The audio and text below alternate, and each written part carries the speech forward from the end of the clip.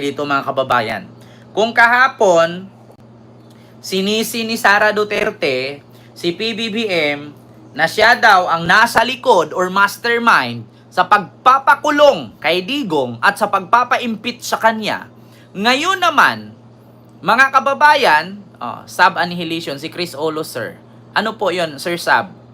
Kay Chris Olo. Nandyan ba si Chris Olo? Ayan.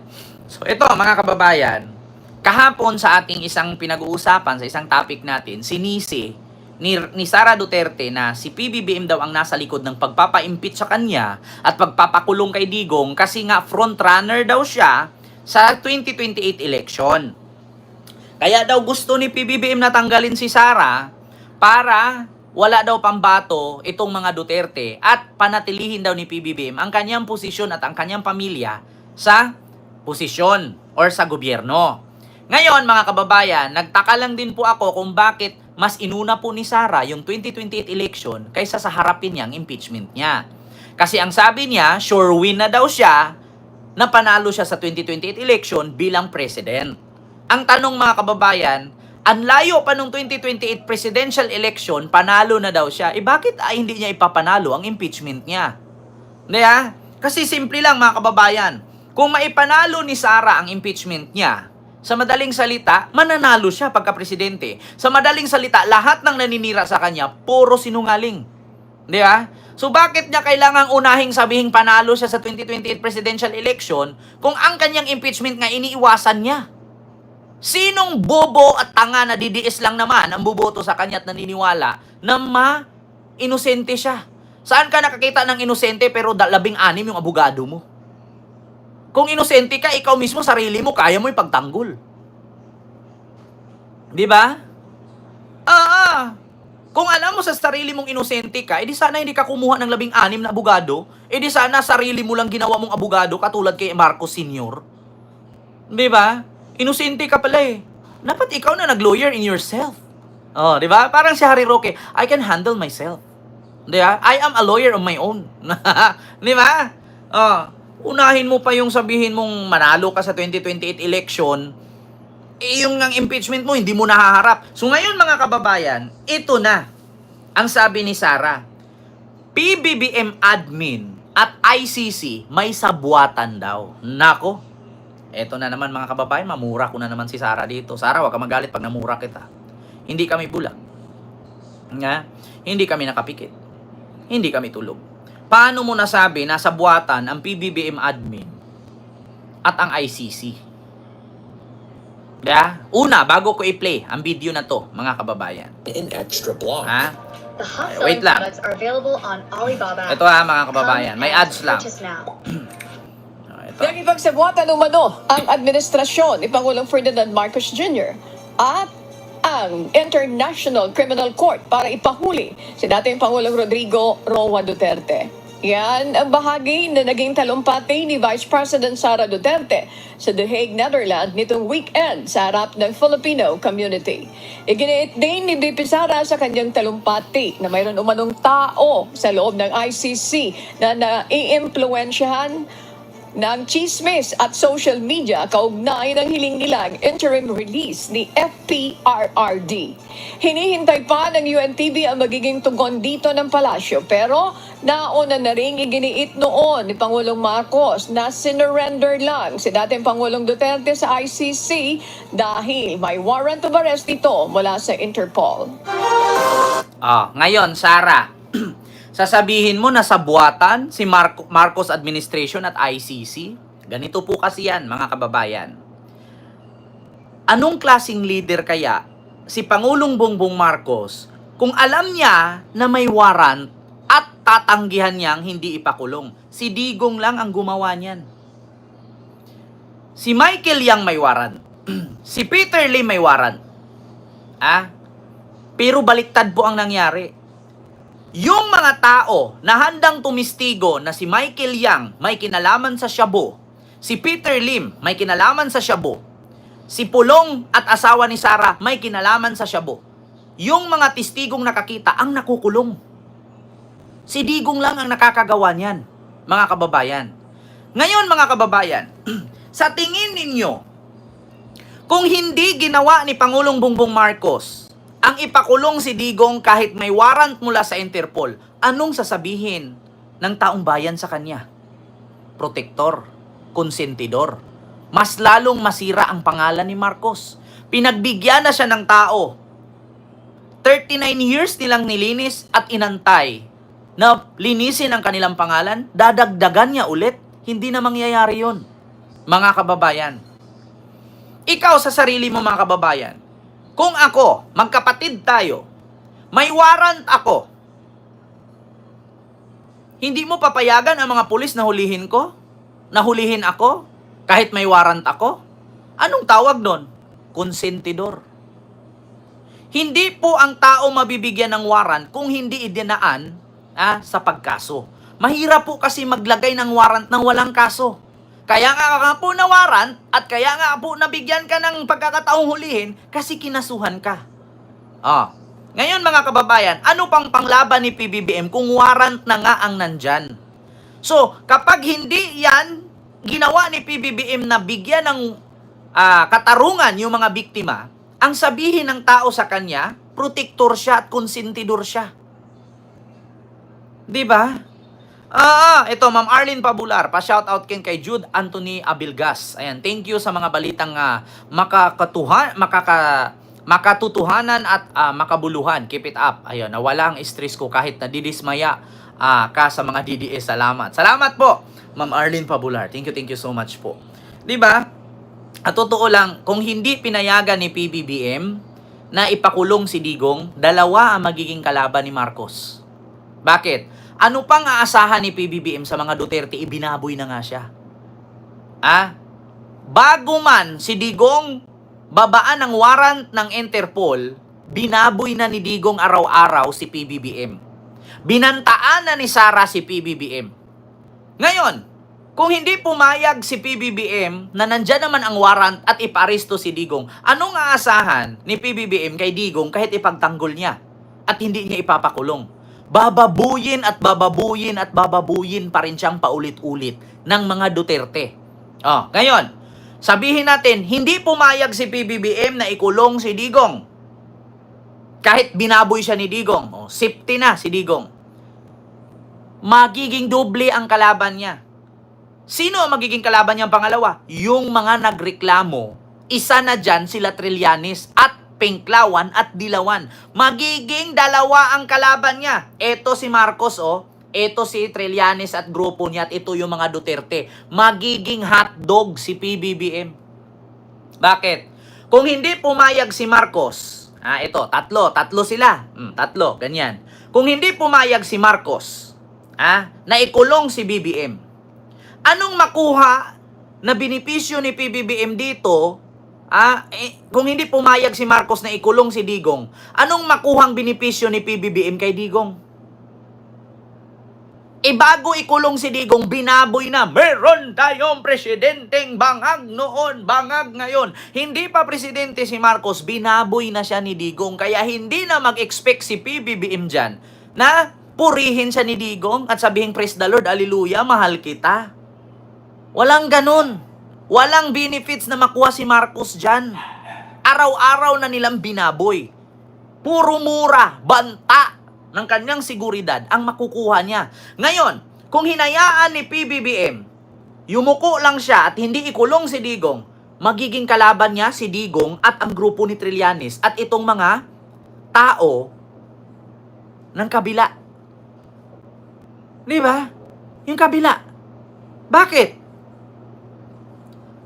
Nakita mo nang may warrant, hindi mo ipakulong kasi kaibigan mo. Pero yung kaibigan mo, binaboy ka ng binaboy. Magiging dalawa kalaban niya. Anong hitsura ng kanyang administrasyon ngayon? Kung dalawa ang kalaban niya, nandyan si Digong, nandyan ang mga Duterte, nandyan ang mga Dilawan at Pinklawan. Sa tingin ninyo, maganda ang administrasyon ni BBM? Hindi. Bakit? Hindi siya susuportahan itong mga Pinklawan at Dilawan, bababuyin at bababuyin siya. Bakit? Kasi hindi niya pinayagan na ikulong si Duterte. Magiging miserable ang pagiging presidente niya. Araw-araw may rally, araw-araw may ganito, araw-araw may gulo. Hindi nasusunod sa gobyerno. Bakit? Nahahati kasi sa tatlo ang gobyerno natin. Bakit? Grupo ng mga Duterte, grupo ni BBM, grupo ng mga Pinklawan at Dilawan. Tatlong kulay lang meron tayo. Kapag hindi pinayagan ni PBBM na ikulong ang isang dilubyo, na isang demonyo, na tambaluslos, sabi ni Las Cañas, magagalit itong mga Dilawan at Pinklawan. Anong mangyari kay BBM ngayon? Dalawa kalaban niya. Masisira ang pagiging presidente niya. Yan ang totoo. Di ba? Tapos ngayon sasabihin ni Sara, sa buwatan ng ICC at si PBBM, inisip lang ni PBBM na, halimbawa, dalawa ang kalaban niya, nandyan ang Pinklawan, nandyan ang Dilawan, nandito pa ang Duterte, at least napilaya na.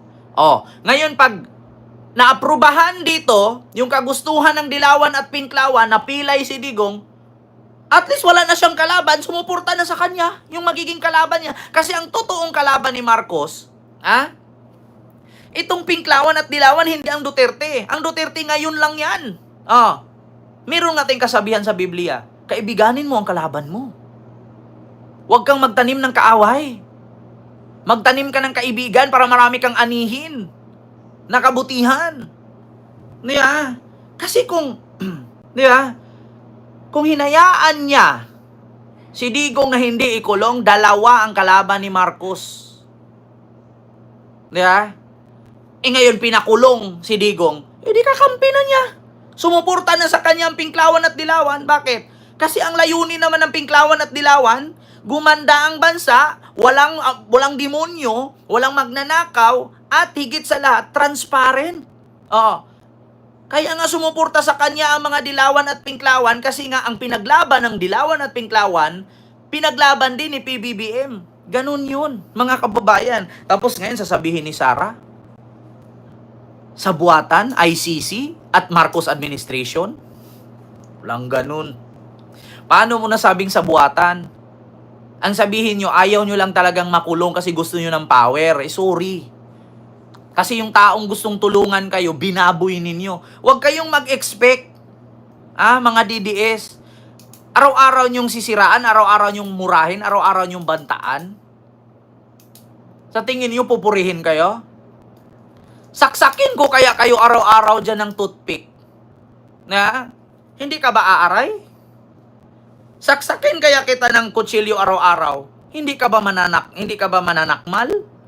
Aso nga, maapakan mo lang buntot, nangangagat. Si PBBM pa kaya, araw-arawin nyo, meron tayong presidenteng bangag noon, bangag ngayon. Putang ina mo, Bongbong Marcos, Lisa Marcos, Martin Romualdez, putang ina ninyong lahat.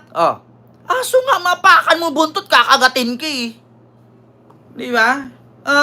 Kayo pa kayo inaraw-araw ninyo, kada balita na lang sa media, si Marcos bangag, si Marcos adik, si Marcos nag-cocaine, si Marcos nag-shabu.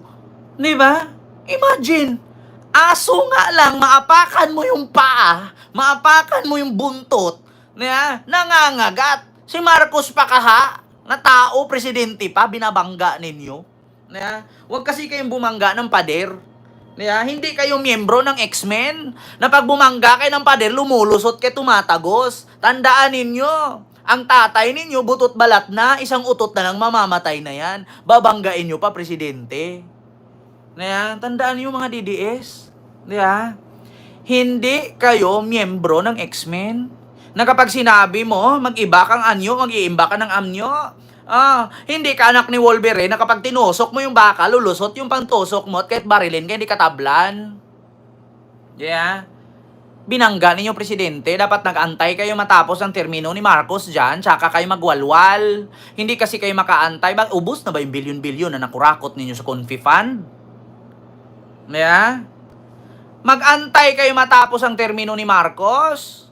Pag natapos yung termino, pagbabahala, sige magtakbuhan kayo lahat, puro Duterte president. Ubusin ninyo lahat ng posisyon sa gobyerno. Duterte President, Duterte Vice President, Duterte Secretary, Duterte Senate President, Duterte Mayor, Congressman, Governor, Barangay Chairman, Kagawad, Tanod, Street Sweeper, puro Duterte. Ubusin nyo buong, gawin yung monarchy ang Pilipinas. Antayin yung bumaba si Marcos pagka-presidente. Mag-antay kasi kayo. Presidente na yung tatay ninyo, sunod kayo pa rin. Gahaman. Antayin nyo matapos yung termino. Ubusin nyo lahat. Gawin yung monarchy. Gayahin nyo Europe, Di ba? I-monarchy nyo na. Pag namatay ang tatay, susunod ang anak na lalaki. Pag namatay ang anak na lalaki, susunod naman yung anak na panganay na lalaki. I-monarchy nyo na. Atat na atat kayo. Akala nyo naman naubusan kayo. Di ba? Yan ang problema sa inyo. Atat ba kayo sa posisyon o takot lang kayong malaman ang baho ninyo? Di ba? Ako hindi ako naniniwala na atat sila sa posisyon at gusto nila magka-power. Atat sila na hindi malaman ang kanilang kabulastugan. Diba? Antayin ninyo matapos ang termino ni PBBM. Tsaka ka na tumakbo, Sara. Diyos ko po. Oo, matapos naman ang termino niyan. Isang beses lang naman ng presidente yan.